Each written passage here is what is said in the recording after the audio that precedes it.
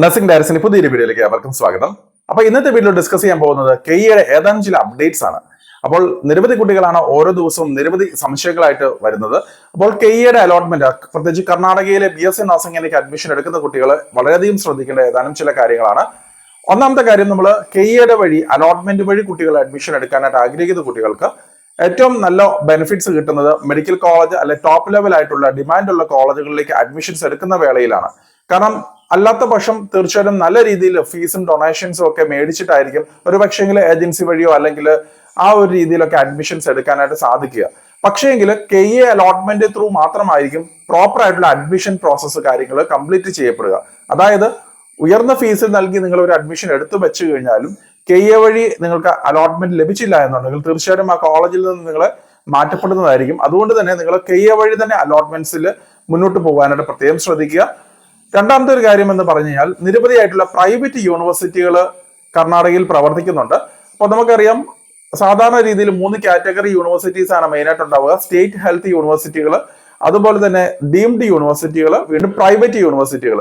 അപ്പോൾ സാധാരണ private യൂണിവേഴ്സിറ്റികൾ state ഗവൺമെന്റുമായിട്ട് type ചെയ്തിട്ടായിരിക്കും പ്രവർത്തിക്കുന്നത്, അവരുടെ അഫിലിയേഷനോടുകൂടി ആയിരിക്കും പ്രവർത്തിക്കുന്നത്. അതുകൊണ്ട് തന്നെ പ്രൈവറ്റ് യൂണിവേഴ്സിറ്റികളായിട്ടുള്ള നിരവധി കോളേജുകൾ ഈ പറയുന്ന കഴിഞ്ഞ വർഷത്തെ KA അലോട്ട്മെന്റിൽ ഉണ്ടായിരുന്നു.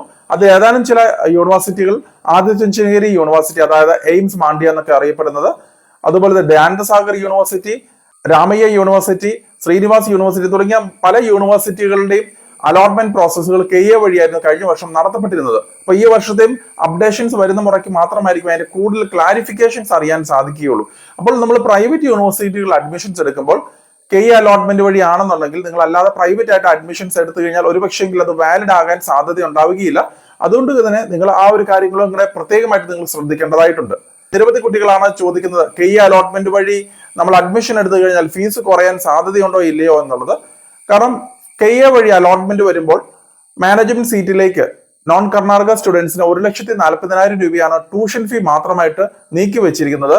അതുകൊണ്ട് തന്നെ നല്ല രീതിയിലുള്ള ഫീസ് ഉണ്ടാവും എന്നുള്ളതാണ് നമുക്ക് മനസ്സിലാക്കാൻ കഴിയേണ്ട ഒരു കാര്യം. കാരണം ട്യൂഷൻ ഫീയുടെ പുറമെ തന്നെ ലൈബ്രറി ഫീ, ക്ലിനിക്കൽ ഫീ, ട്രാൻസ്പോർട്ടേഷൻ ഫീ, അങ്ങനെ നിരവധിയായിട്ടുള്ള അഡീഷണൽ ഫീസുകളും ഒരു പക്ഷെങ്കിൽ കോളേജിന്റെ ഭാഗത്തു നിന്നും ചാർജ് ചെയ്യാനുള്ള സാധ്യതകളുണ്ട്. അങ്ങനെ നോക്കുമ്പോൾ ഏകദേശം 1,40,000 കൂട്ടത്തിൽ തന്നെ ഏകദേശം ഒരു 30,000-40,000 രൂപയും കൂടെ അഡീഷണൽ ഫീസുകളൂടെ ഉൾപ്പെടുവാനുള്ള പോസിബിലിറ്റി ഉണ്ട്. കൂടാതെ തന്നെ ഹോസ്റ്റൽ ഫീസും ഏകദേശം 70,000 തൊട്ട് 80,000 അല്ലെങ്കിൽ 1,00,000 വരെയൊക്കെ ആണെങ്കിലും പല കോളേജുകളുടെ അനുസരിച്ച് മാറ്റങ്ങൾ ഉണ്ടാവാൻ സാധ്യതയുണ്ട്.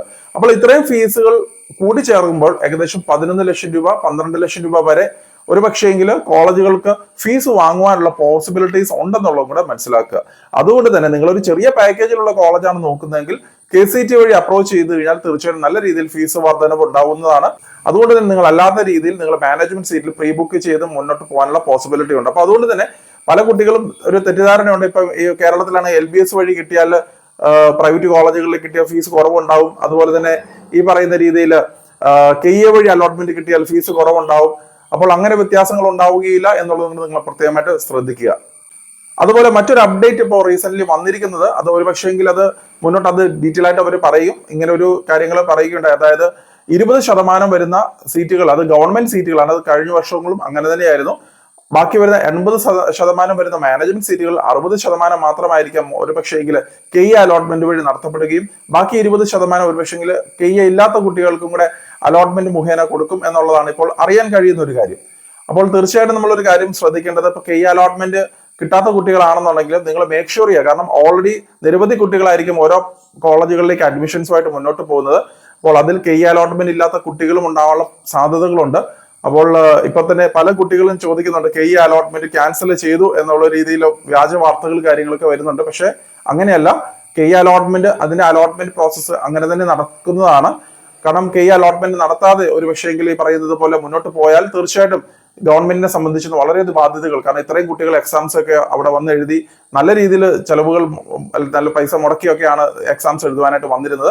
അപ്പോൾ എന്ത് തന്നെയായാലും KA അലോട്ട്മെന്റ് നിലവിലത്തെ സാഹചര്യത്തിൽ ക്യാൻസൽ ചെയ്യുകയില്ല. പക്ഷെ 1-2 അലോട്ട്മെന്റുകൾക്ക് ശേഷം ഒരു പക്ഷേങ്കിൽ അത് പൂർണ്ണമായിട്ടും നീക്കി അലോട്ട്മെന്റ് ഇല്ലാതെ കുട്ടികൾക്കും അഡ്മിഷൻസ് എടുക്കാനുള്ള പോസിബിലിറ്റി ഉണ്ടാവും എന്നുള്ളതും കൂടെ മനസ്സിലാക്കുക. അതുകൊണ്ട് തന്നെ നമ്മൾ ഏറ്റവും ആദ്യം തന്നെ പ്രോപ്പറായിട്ട് KA അലോട്ട്മെന്റിനെ അപ്രോച്ച് ചെയ്യുക എന്നുള്ളതാണ്. നമ്മൾ നല്ല കോളേജുകളിൽ റെപ്യൂട്ടഡ് ആയിട്ടുള്ള ടോപ്പ് റെപ്യൂട്ടഡ് ആയിട്ടുള്ള കോളേജുകളിലേക്ക് അലോട്ട്മെന്റ് മുഖേന അഡ്മിഷൻസ് എടുക്കുമ്പോൾ നമ്മൾ പ്രത്യേകം ശ്രദ്ധിക്കേണ്ടത്. അപ്പോൾ മറ്റൊരു അപ്ഡേറ്റുമായി ഉടൻ തന്നെ കാണാം. നന്ദി.